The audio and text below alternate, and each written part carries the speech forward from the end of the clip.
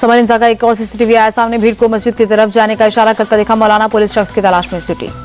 Summer हिंसा मारे गए लोगों के परिजनों को 5-5 लाख रुपए की आर्थिक मदद देगी समाजवादी पार्टी। सरकार से 1-1 करोड़ रुपए मुआवजा देने की मांग। दिल्ली से संभल जा रहे सपा डेलीगेशन को रोका गया। यूपी पुलिस ने डेलीगेशन को गाजीपुर बॉर्डर पर रोका। पुलिस ने समाजवादी पार्टी के 3 सांसदों को रोका। जियाउर रहमान बर्क, हरिंद्र मलिक और मुहिबुल्लाह नदवी को बॉर्डर पर रोका। गाजीपुर बॉर्डर पर रोके जाने वाले जियाउर रहमान बर्क, जब पुलिस प्रशासन जनता के खिलाफ होगा तो विपक्ष की जिम्मेदारी है उनकी आवाज को उठाना। कैराना से सांसद इकरा हसन बोली, मुझे भी पिलखुआ में संभल जाने से रोका है, वहां जुल्म हुआ है। लखनऊ में माता प्रसाद पांडे के घर के बाहर पुलिस तैनात। संभल जाने वाले सपा डेलीगेशन में माता प्रसाद का भी नाम। माता प्रसाद पांडे बोले, हमारे मौलिक अधिकारों का हनन किया गया, गलत कामों को छिपाने के लिए मुझे रोका गया। समझ जाने पर अड़े माता प्रसाद पांडे कहा, अखिलेश यादव से मेरी बात हुई, बात कर नई तारीख तय करेंगे।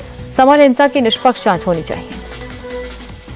पुलिस ने उत्तर प्रदेश सपा के अध्यक्ष को भी संभल जाने से रोका। श्यामलाल पाल को घर में नजरबंद किया। सपा चीफ अखिलेश यादव ने जताई नाराजगी, कहा डेलीगेशन पर पाबंदी लगाना सरकार प्रशासन की नाकामी। ऐसे प्रतिबंध पहले लगाती तो हिंसा नहीं होती। कांग्रेस नेता प्रमोद तिवारी का सवाल, संभल प्रशासन क्या छिपा रहा है? यूपी सरकार विपक्षी नेताओं को संभल जाने से क्यों रोक रही है? सपा डेलीगेशन पर बोले यूपी कांग्रेस अध्यक्ष अजय राय, जहां भी अत्याचार हो रहा उसके खिलाफ सभी को डटकर खड़ा होना चाहिए। संभल हिंसा पर इंडिया टीवी से बोले प्रमोद कृष्णम, कुछ लोग संभल को दंगे की आग में झोंकना चाहते हैं। प्रमोद कृष्णम ने कहा, आखिर वहां इतने पत्थर कहां से आए? पत्थर चलाने वालों पर भी कार्रवाई की मांग की। संभल में मंदिर मस्जिद विवाद पर प्रमोद कृष्णम का बयान, कहा मुगल काल में हिंदू मंदिर को तोड़ा गया। महाराष्ट्र में 5 दिसंबर को होगा नई सरकार का शपथ ग्रहण। 3 दिसंबर को बीजेपी विधायक दल की बैठक। शिंदे गुट के शिवसेना नेता संजय शिरसाट की मांग, हमारी पार्टी को गृह मंत्रालय मिलना चाहिए। शंभूराज देसाई बोले, एकनाथ शिंदे नाराज नहीं है, वो अपने गांव से कल मुंबई लौट आएंगे। पुणे में शरद पवार ने ईवीएम पर सवाल उठाया, कहा वोटों में अंतर है लेकिन मेरे पास उसका कोई प्रूफ नहीं। शरद पवार बोले, संसद में लोकतांत्रिक प्रक्रियाओं का पालन नहीं हो रहा, विपक्ष के नेताओं की डिमांड नहीं सुनी जा रही। महाराष्ट्र बीजेपी चीफ चंद्रशेखर बावनकुले बोले, पहले जब शरद पवार चुनाव जीतते थे तो ईवीएम की शिकायत नहीं करते थे। शरद पवार से शिवसेना नेता शंभूराज देसाई का सवाल, चुनाव के वक्त धांधली की शिकायत क्यों नहीं की? शिवसेना नेता संजय शिरसाट बोले, शरद पवार के मुंह से धांधली का आरोप लगाना शोभा नहीं देता, उन्होंने राजनीति में पैसा और पावर को खूब इस्तेमाल किया है।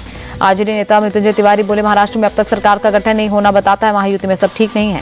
कांग्रेस के डेलीगेशन को चुनाव आयोग ने 3 दिसंबर को बुलाया। कांग्रेस ने चुनाव आयोग पर लगाए हैं महाराष्ट्र चुनाव में गड़बड़ी के आरोप। कांग्रेस का शाम 5 बजे के बाद वोट परसेंटेज बढ़ने का आरोप। महाराष्ट्र में वोटर लिस्ट में छेड़छाड़ के भी आरोप। केरल के वायनाड में राहुल गांधी ने जनसभा को संबोधित किया। प्रियंका गांधी की जीत पर लोगों का जताया आभार, कहा पहले आप लोगों ने मुझे सांसद चुना, अब प्रियंका को सांसद बनाया। राहुल गांधी ने कहा, लोकसभा में हम एक राजनीतिक विचारधारा से लड़ रहे हैं और कुछ लोग नफरत, विभाजन और हिंसा की बात करते हैं। राहुल गांधी ने बीजेपी पर निशाना साधा, कहा मुझे विश्वास है हम बीजेपी की विचारधारा को हराएंगे। केरल में प्रियंका गांधी ने बीजेपी पर साधा निशाना, कहा मुझसे बीजेपी के खिलाफ लड़ रहे हैं जिनके पास कोई नियम नहीं है, लोकतंत्र के लिए कोई सम्मान नहीं। प्रियंका गांधी ने कहा, हम संसद में कुछ मुद्दों पर सरकार से चर्चा कर रहे हैं, चर्चा चाहते हैं लेकिन बीजेपी चर्चा से डरती है। बीजेपी का आप विधायक नरेश पालियान पर गंभीर आरोप। बीजेपी ने जारी किया आप एमएलए का ऑडियो क्लिप। नरेश पालियान पर बीजेपी ने हवाला के जरिए पैसों के लेन देन का लगाया आरोप। वसूली मामले में बीजेपी ने आप एमएलए पर कार्रवाई की मांग की। बीजेपी नेता गौरव भाटिया का आम आदमी पार्टी पर निशाना, कहा दिल्ली की जनता आप सरकार से त्रस्त है। गौरव भाटिया ने कहा, दिल्ली को गुंडों का अड्डा बनाने में आम आदमी पार्टी की बड़ी भूमिका, साथ ही आप पर गुंडों की पार्टी का आरोप लगाया। शहजाद पूनावाला का कांग्रेस नेता जगताप की टिप्पणी पर बयान, कहा संवैधानिक संस्था का अपमान करना कांग्रेस की पहचान है, उनकी पुरानी आदत। लखनऊ में सीएम योगी और केंद्र सड़क परिवहन मंत्री नितिन गडकरी ने की समीक्षा। राज्य में रूट प्लान को लेकर बैठक की चर्चा की। पटना के गांधी मैदान में 4 दिवसीय कृषि यंत्र प्रदर्शनी का शुभारंभ। सीएम नीतीश कुमार ने मेले का उद्घाटन किया। 6 दिवसीय विदेश यात्रा के बाद भारत लौटे एमपी के सीएम मोहन यादव, कहा हमारी विदेश यात्रा का उद्देश्य सरकार सभी क्षेत्रों में काम करे, सभी को साथ लेकर चले। दिल्ली में सीएम मोहन यादव ने कार्यकर्ताओं का जताया आभार, कहा पीएम मोदी के नेतृत्व में एमपी को विकास की नई ऊंचाइयों पर ले जाने का कर रहा प्रयास। बांग्लादेश में हिंदुओं पर हमले के खिलाफ भारत में प्रदर्शन। हैदराबाद में वीएचपी ने ह्यूमन चिन्ह बनाकर जताया विरोध।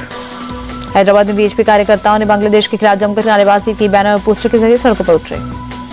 बांग्लादेश के मुद्दे पर आरएसएस का बयान, हिंदुओं पर हो रहे अत्याचार को बंद करने की उठाई मांग, कहा बांग्लादेश सरकार मूक दर्शक बनी हुई है। आरएसएस के सरकार्यवाह दत्तात्रेय होस बोले ने चिन्मय कृष्णदास की तुरंत रिहाई की मांग की। भारत सरकार से भी पीड़ितों की हर संभव मदद की गुहार लगाई। चेन्नई में तूफान फेंगल की वजह से कई पेड़ गिरे। प्रशासन पेड़ों को हटाकर सड़कों को खाली कराने में जुटा। तूफान फेंगल का पुडुचेरी में दिखा असर, तेज हवाओं के साथ भारी बारिश हुई। आंध्र प्रदेश के तिरुपति में भी तूफान फेंगल का असर दिखा। कई इलाकों में तेज हवाओं के साथ झमाझम बारिश। जम्मू कश्मीर के बेताब वैली में ताजा बर्फबारी हुई। टूरिस्टों ने बर्फबारी का आनंद उठाया। कारगिल में जोजिला तर्रे पर बर्फ की मोटी चादर बिछी। बीआरओ बर्फ हटाने के काम में जुटा।